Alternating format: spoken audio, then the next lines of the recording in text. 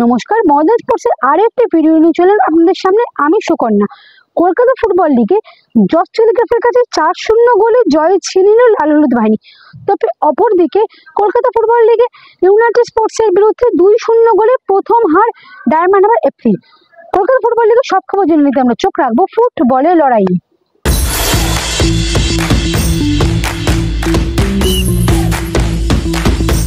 Jos টেলিগ্রাফকে 4-0 গোলে হারিয়ে কলকাতা লিগে গ্রুপ এতে লিগ তালিকায় শীর্ষে উঠে এলো ইস্টবেঙ্গল। 10 ম্যাচে তাদের সংগ্রহ 20 পয়েন্ট। ব্যারাকপুরের প্রথম গোলের জন্য অবশ্য লাল হলুদ ব্রিগেডকে অপেক্ষা করতে হলো 68 মিনিট। অবশেষে জোড়া গোল করে পিভি বিষ্ণুর দলকে 3 পয়েন্ট এনে দিলেন। বাকি দুটি গোল করেন সায়ন ব্যানার্জি ও মনতোষ মাঝি। এই জয়ের ফলে সুপার সিক্সে ওঠার পথে এক ধাপ এগিয়ে গেল লাল হলুদ শিবির।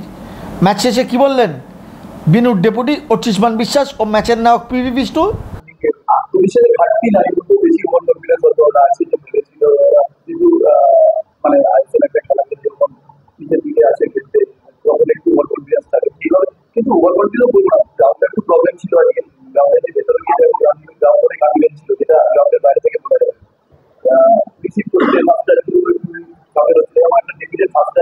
বেরিয়ে গেছে বলটা কিন্তু কম থাকে because this match is very crucial for sport of Super 6. The next match also, I think the next match is last match. So group stage. Every match is a crucial for our team. Everyone doing their 100% best. We'll win. This win is boost for focus on next match. এদিকে ইস্টবেঙ্গলের মহিলা দল মঙ্গলবার কম্বোডিয়াতে ভারতীয় দূতাবাসে চা চক্রে আমন্ত্রিত হয়েছিলেন। মেয়েদের হাতে ছিল লাল হলুদ পতাকার পাশাপাশি ভারতীয় পতাকাও।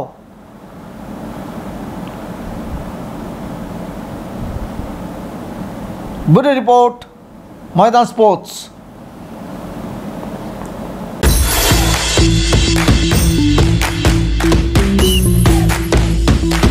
ডুরান্ডের ফাইনালের পর কলকাতা লিগেও এবার হার ডায়মন্ড হারবারের।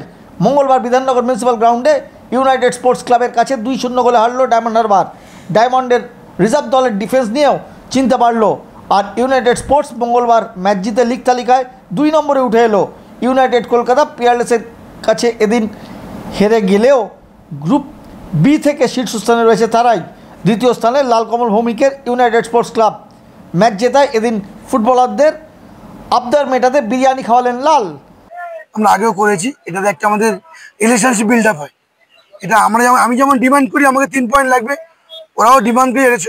যদিও যৎসামান্য আমাদের জন্য, তো যদিও আফটার ম্যাচ খাওয়া উচিত না বিং এ প্লেয়ার, তবে ওরা অনেকদিন ধরে বলেছিল যে আমরা যদি জিতি কোনো সময় আমরা ফেরার পথে সবাই মিলে খাওয়া দাওয়া করুন, সেই জন্যই বলার।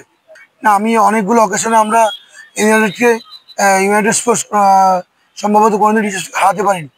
This is the first time আমার আন্ডারে আমি হারিয়েছি টিমটাকে। ওদের যথেষ্ট ব্যালেন্স টিম, সমীহ করার মতো টিম। ইভেন যে কোচ আছে সত্যি রেসপেক্ট করার জায়গায়, কারণ একটা টিমকে আই লিগে উনি প্রমোট করে এখানে এসেছে। অনেক কিছু শেখার আছে, অনেক সিস্টেম ভালো। আমি আশা করবো ওরাও কোয়ালিফাই করবে। ব্যালেন্স টিমকে হারাতে পারে, ভালো লাগছে। ম্যাচ শেষে ডায়মন্ড সিনিয়র দলের প্রশিক্ষক কিবু বিকুনা শুভেচ্ছা জানিয়ে গেলেন প্রাক্তন ছাত্র রফিককে। এ ব্যাপারে কি বলছেন রফিক? কোচ কিবু স্যার খুবই ভালো মানুষ, অ্যাজ এ প্লেয়ারকে দারুণ রেসপেক্ট করে। অ্যাজ এ সিনিয়র প্লেয়ার যখন আমরা ছিলাম তখন তেমনভাবেই টিমকে গাইড করার জন্য বলতো। এটা একটা পাওনা যে একটা এত বড় কোচ এসে একটা প্লেয়ারকে এসে রেসপেক্ট দেবে, এটা প্লেয়ারের কাছে পাওনা থাকে সবসময়। হ্যাঁ, ডেফিনেটলি ডায়মন্ড হারবার খুব ভালো টিম, কারণ আমি এই টিমে ছিলাম। আর আমি ডায়মন্ড হারবারকে কংগ্রাচুলেশন করবো কি ওরা ফার্স্ট ডুরান্ডে এসে রানার্স আপ হয়েছে। আমি ডেফিনেটলি চাইতাম যে চ্যাম্পিয়ন হোক, but part of the game হতেই পারে। খুব ভালো টিম ডায়মন্ড। সুপার সিক্স নিয়ে এখনই অবশ্য ভাবতে রাজি নয় ডায়মন্ড শিবির, বরং হার থেকে শিক্ষা নিয়ে এবার এগিয়ে যেতে চায় ডিএইচএফসি, বলছেন দলের প্রশিক্ষক Dipankar Sharma. I feel that it's in our hands, so I'm not concerned about it at all at the moment. All I feel is that every game that we play, we go in for the 3 points and we do what is in our hands. So I feel I wouldn't call it either. Sometimes matches like this happen where you have so many chances to score and we did not take that chances. And they scored 2 goals, but both were situations that we could have avoided. So they had a little bit of a one chance and they scored from it. And from our side, we had situations where the goal was empty and we still could not put the ball in the net. So you have to accept it.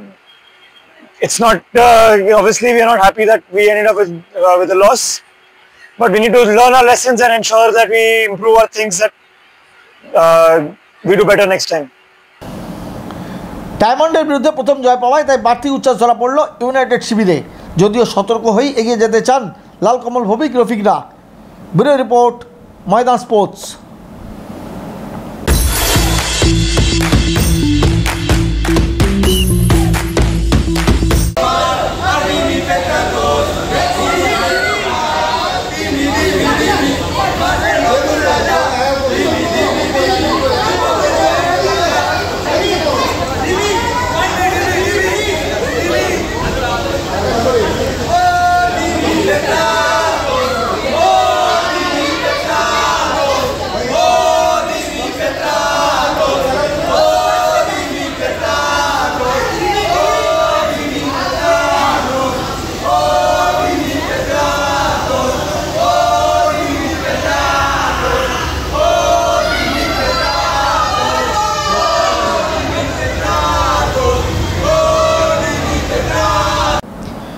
দিমি এখন মোহনবাগান সমর্থকদের কাছে ভগবানের আসনে বসেছেন, বিশেষ করে খুদে ফুটবলারদের কাছে তো বটেই। দিমি কাউকে দিচ্ছেন বুট, আবার কাউকে দিচ্ছেন জার্সি। যেমন মঙ্গলবার হাওড়ার খুদে ভক্ত কিঞ্জল ব্যানার্জির সাথে তুলে দিলেন জার্সি, সইও দিলেন জার্সিতে। আর ছোট্ট কিঞ্জল প্রণাম করলেন দিমিকে। কেন প্রণাম করলেন দিমিকে, কি বলছে ছোট্ট কিঞ্জল?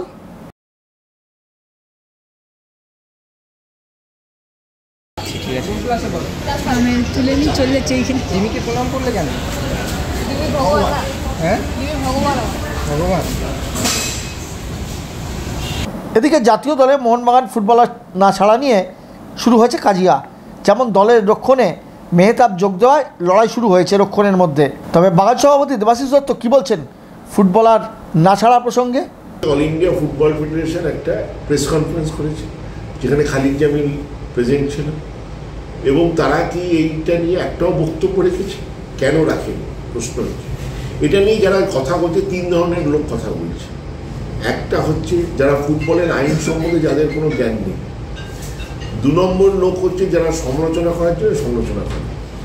আর 3 নম্বর লোক হচ্ছে কিছু ক্লাবের সমর্থক আছে, যে ক্লাবগুলো অনেকদিন ধরে সাফল্যের অনেক দূরে আছে, সেই জন্য তারা হিংসার চরিতার্থ হয়ে এই কথাগুলো বলছে।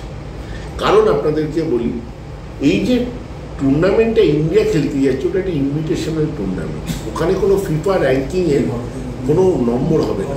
যদি ওই চ্যাম্পিয়নও হয় তাতে কিন্তু ফিফা র্যাঙ্কিং ইন্ডিয়ার 1 পয়েন্টও বাড়বে না। কিন্তু আমাদেরটা ফিফা নমিনেটেড টুর্নামেন্ট। তো সেই জন্য এখানে যদি মোহনবাগান ভালো ফল করে, সেটা কিন্তু ভারতের ফিফা র্যাঙ্কিংয়ের ওপরে এফেক্ট পড়বে। তাহলে আপনারাই বলুন, যে কোনো ফুটবল সচেতন মানুষ যারা দেশকে ভালোবাসে, তারা বলবে আগে মোহনবাগানের টিমটাকে স্ট্রং করুন। ওটা তো একটা ইনভিটেশনাল টুর্নামেন্ট খেলতে যাচ্ছে। ওটা তো দেখুন, এটা ওই একটা টুর্নামেন্ট অনেকদিন আগে একটা ক্লাব জিতেছিল, সেটা যেরকম ইনভিটেশনাল টুর্নামেন্ট ছিল, তাতে ফিফা র্যাঙ্কিংয়ের কোনো পয়েন্ট হয়নি। কিন্তু এটা লোকে অনেকে জানে না, সেই জন্যই আমি এটা জানিয়ে যাচ্ছি। এটাই কিন্তু ফিফা র্যাঙ্কিং আছে। চ্যাম্পিয়ন্স লিগে যদি আমরা ভালো ফল করি, তো সেই জন্য এটা তো খুব সহজ ব্যাপার।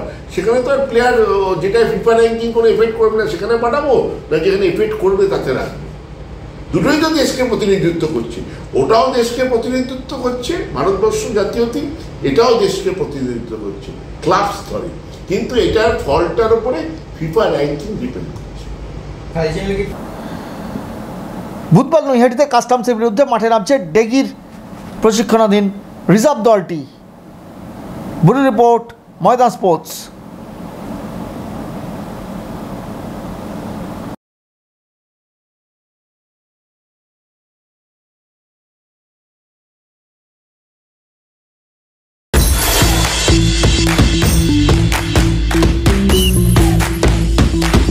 ভিডিও ভালো লাগলে লাইক করুন, শেয়ার করুন, আপনাদের মতামত কমেন্ট করে জানান, চ্যানেলটাকে সাবস্ক্রাইব করুন এবং পাশে থাকা বেল আইকনটিকে প্রেস করুন। দেখা হবে আবার পরের ভিডিও।